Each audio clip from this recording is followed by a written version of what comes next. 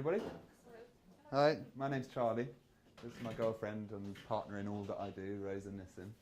We're going to talk to you today about personal development and how it is completely and inextricably linked to community development. I'm basically going to tell you a story today, focusing on the deaths of two very important people in my life. Sounds a bit morbid, I know, but bear with me, it does lead on to the story I'm trying to tell you.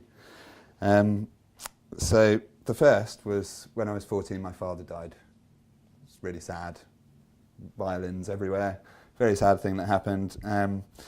But it changed my life in a big way, or it set me on a path which would never have happened without it. So I was very lucky. I grew up in an idyllic background in the countryside of Berkshire.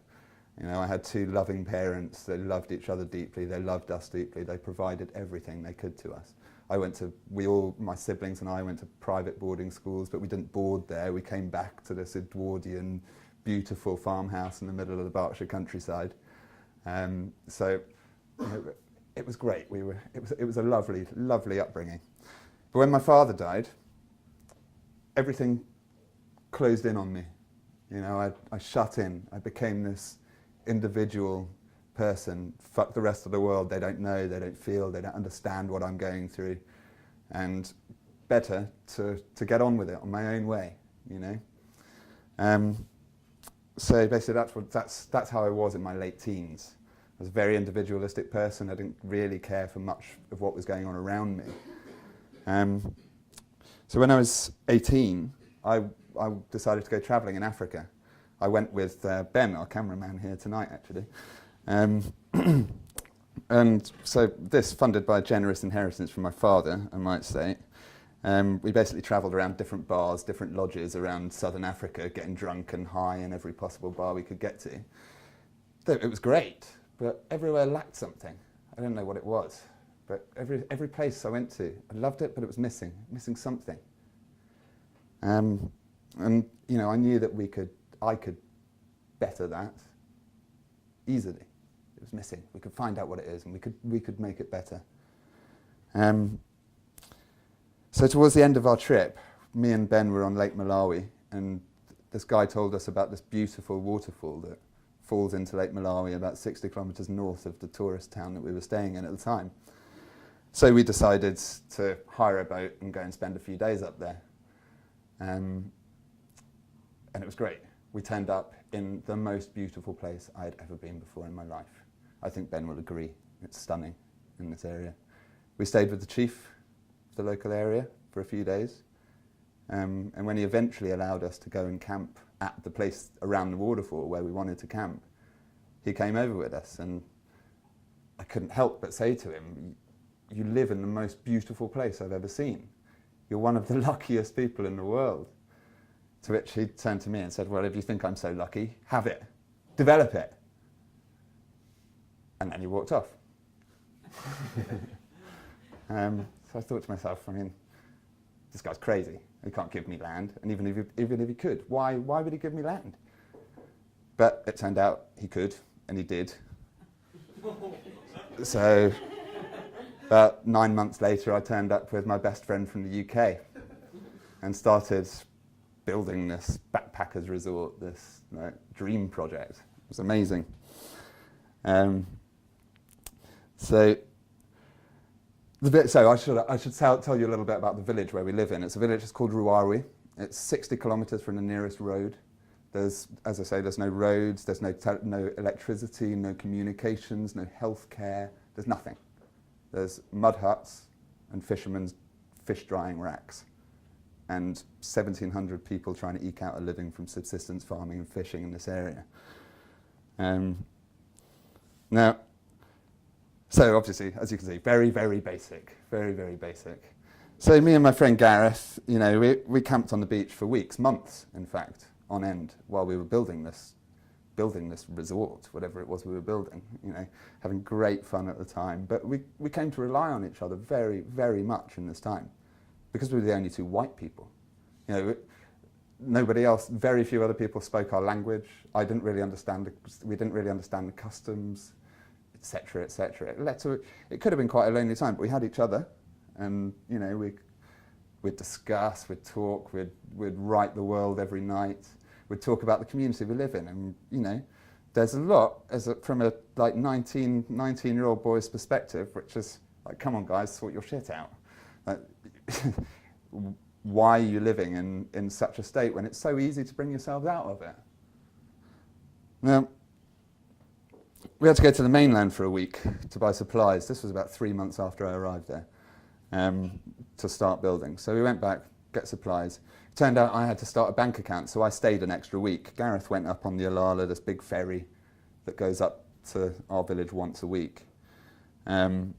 So I hung around for another week in the main tourist town, came back 7 days later, and unfortunately when I arrived, what I arrived to was my friend in a tent, delirious after 5 days of untreated malaria. Yeah, he was in a terrible state, delirious, hallucinating, making no sense whatsoever. I had quinine on me, quinine is the cure for malaria, the treatment. I'd neglected to give it to him the week before when he arrived, but I had this quinine on me.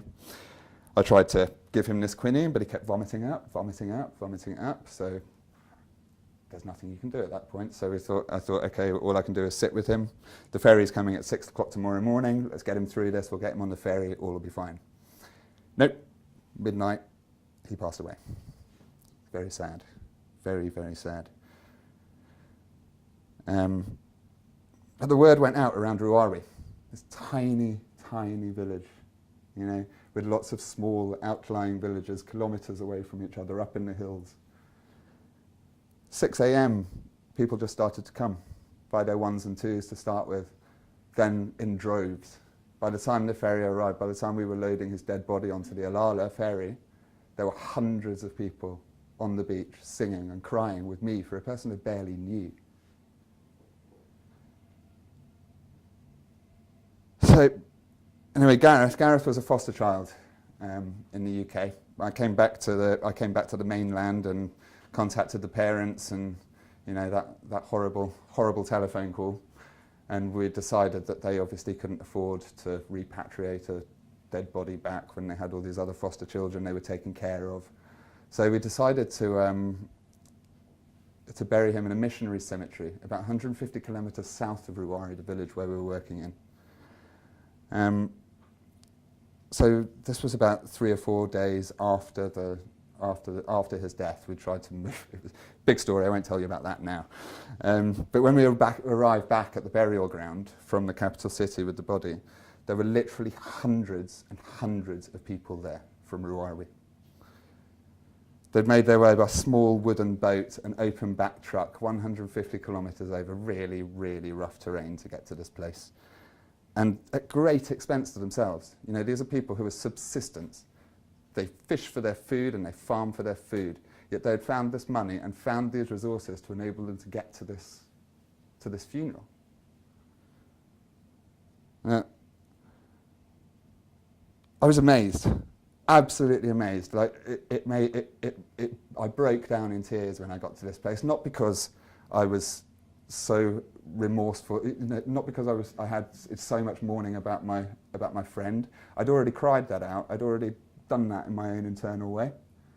But when I got there and I just saw this outpouring of love for me and for him, I couldn't take it. I broke down. And they pushed me to. You know, they all came around me, let me cry it all out. That's what they pushed me to do. Completely against what I would usually do. Nice stiff upper lip old English boy. But it was good. It was really good for me. And then I travelled back to Ruari with me on a boat, sat with me, spoke with me in my language. You know, let me realise that.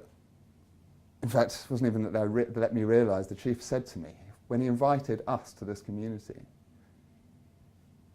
He invited us to be part of that community. When one of us dies, one of them die, and it's up to them. It's up to our community to raise me up, to put me back on my feet again, and make me a part of that community again.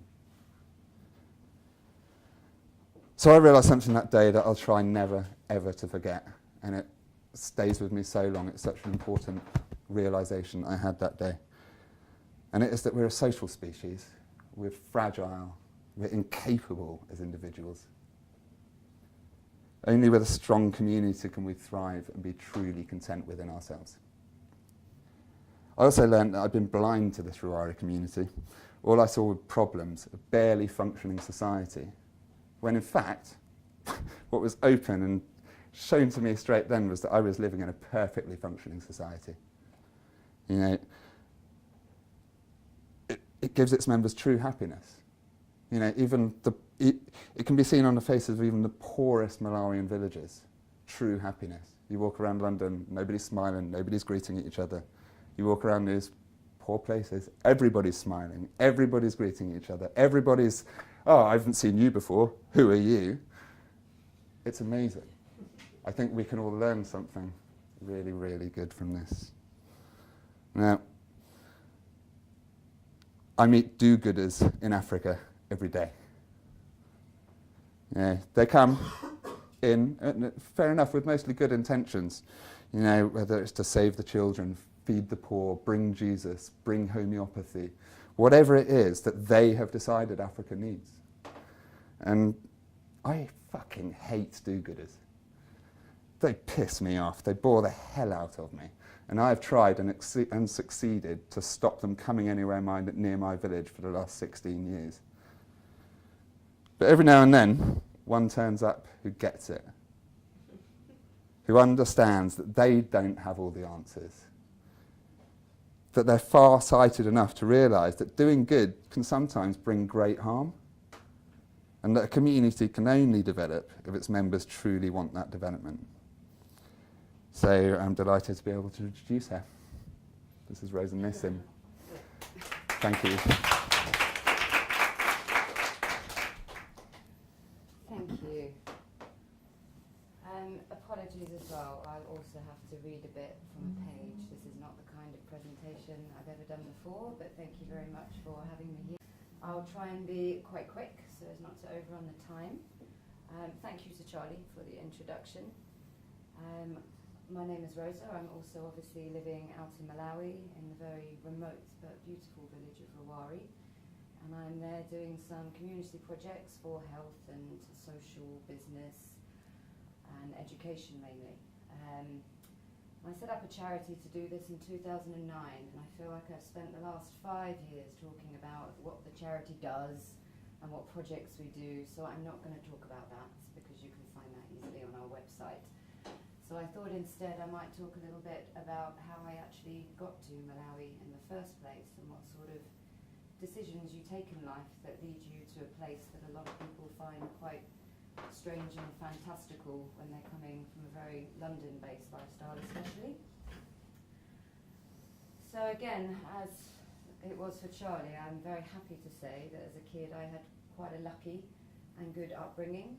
There's always ups and always downs, and no matter what life you have, you should never take anything for granted. Just because someone's got a good life doesn't mean they don't feel any pain or suffering.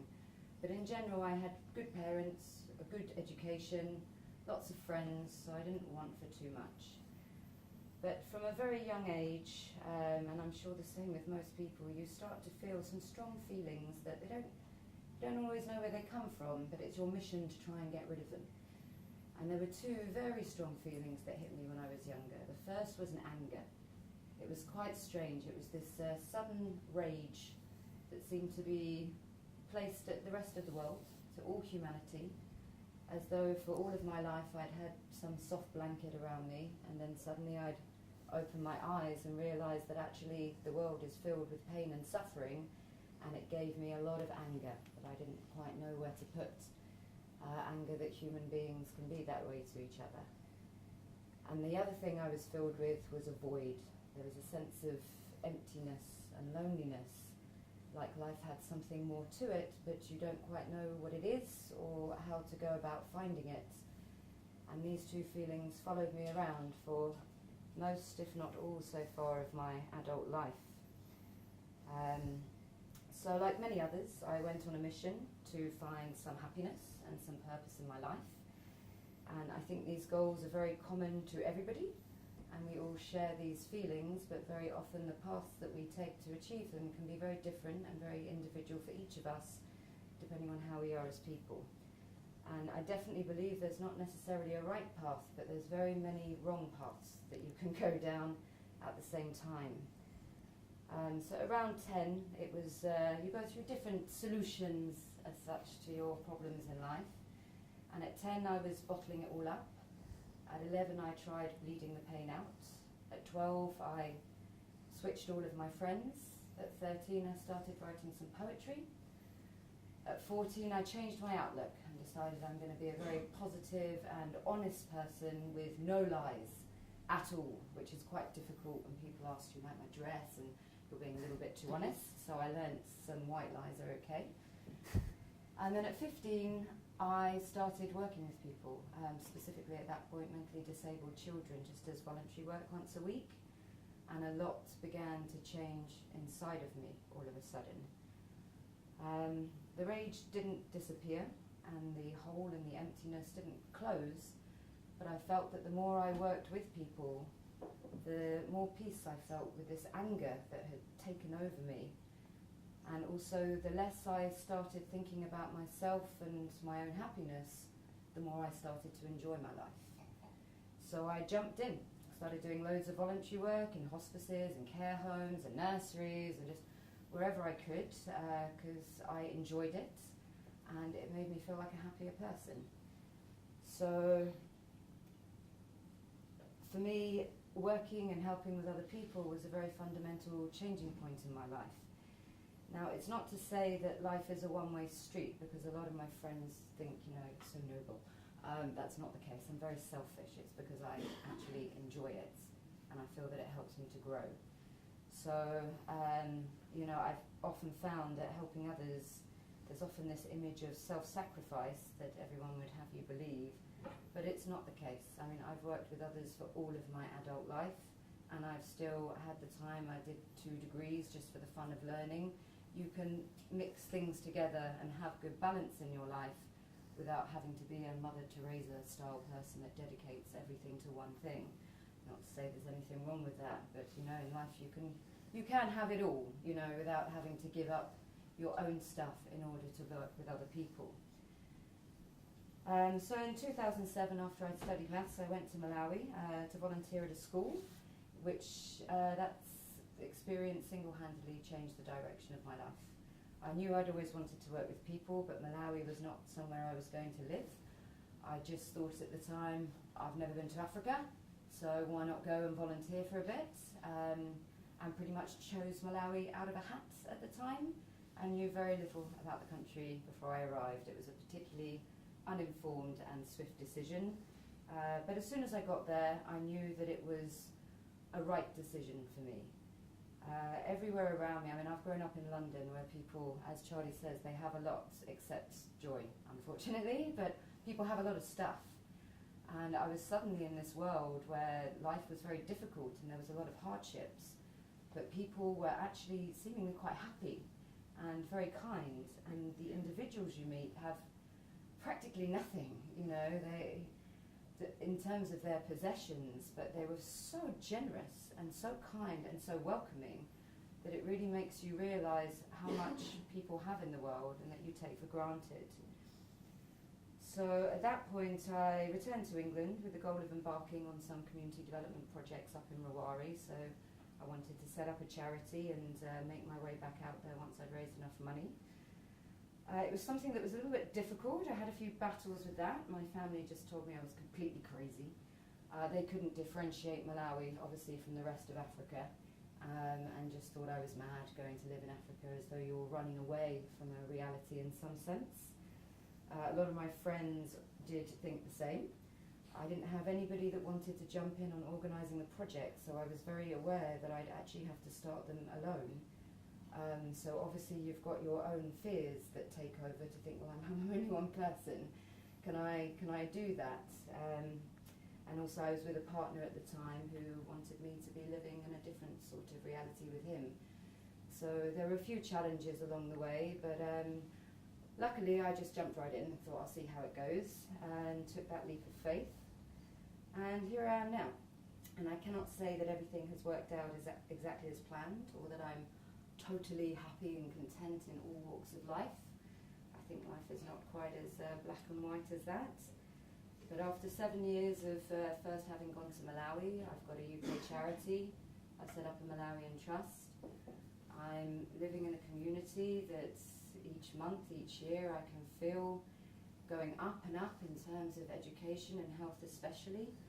Access to basic healthcare, that sort of thing.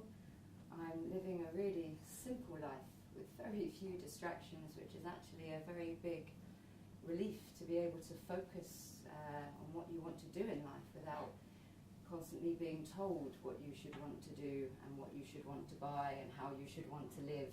It gives you a bit more space in your head to see it your own way and to share that life with people that share a similar outlook to how you see the world. It's something very refreshing, and now I feel that I'm continuing to mould this reality that is making me happy and is putting me into a good place. So I'll finish by saying that again, often my friends think I'm mad, you know, they introduce me as, oh, this wonderful lady Rosa. I'm not that wonderful, really. I'm just a normal person that's chosen to do a few things.